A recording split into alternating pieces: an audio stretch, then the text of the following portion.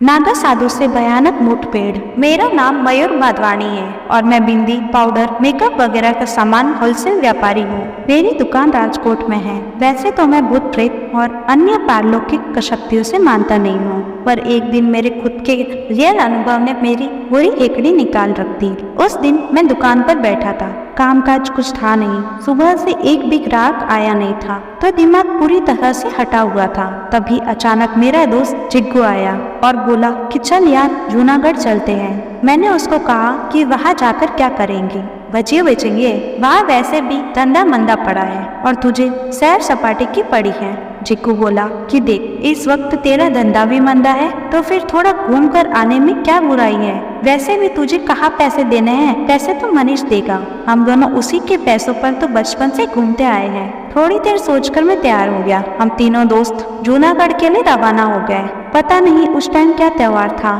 पर जूनागढ़ में काफी भीड़ थी। हर तरह लंगोट में लिपटे नागा साधु घूम रहे थे। काले गोरे, नाटे मोटे, सब साइज के नागा साधु वहाँ घूम रहे थे। हम तीनों दोस्त उन्हें देखकर एक दूसरे के सामने हंसते मजाक करते वहाँ घूमने लगे। तभी मनीष बोला कि चलो गिरनार पर्वत पर चढ़ने जा। हम तीनों फौरन वहाँ पहुँच गए और पर्वत के ऊपर चढ़ने लगे। वहाँ भी नागा साधुओं की भरमार थी। जिग्गू बोला कि देख मयूर, अगर तेरा धंधा यूं ही मंदा चलता रहा तो तू भी लंगोट धारण करके यहाँ सेट हो जाना। हर साल हम तुझे मिलने आएंगे। मुझे हंसी तो आई, पर जिग्गू पर गुस्सा भी आया। मैं उसे पकड़कर पीटने के लिए उसके पीछे भागा। दौड़ लगाते हुए थोड़ी ही दूर जाकर जिग्गू सोते हुए एक नागा साधु के ऊपर गिर पड़ा। उस साधु ने जिग्गू के बाल पकड़कर उसे पैरों से पीटना शुरू कर दिया। मैं जल्दी से जिग्गू को छुड़ाने लगा तो उस साधु ने मुझे पकड़ लिया और मेरे बाल नोचने लगा। उतनी ही देर में वहाँ मनीष भी आ पहुँचा। फिर हम तीनों ने मिलकर साधु को धोया। हमारा झगड़ा देखकर वहाँ कई लोग जमा हो गए। उस नागा साधु ने और 2 साधु और बुला लिए। अब हमें डर लग रहा था, चूँकि गिरनार पर भी नागा साधु अनगिनत थे। हम तीनों चुपचाप पर्वत के ऊपर की ओर जाने लगे। हमने मुड़कर देखा तो वह तीनों नागा साधु हमारे पीछे आ रहे थे।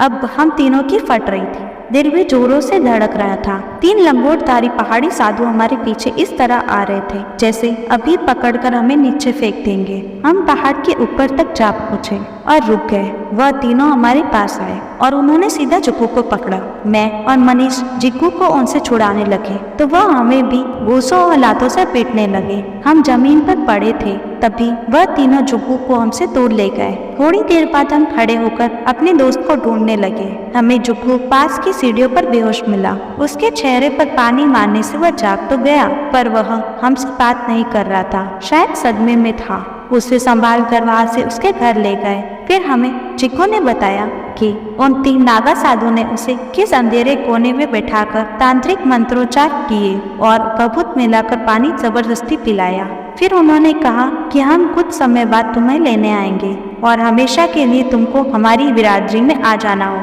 और फिर वह तीनों मेरे सामने से गायब हो गए। इस घटना के बाद जिग्गू दिन ब दिन पागल सा होने लगा।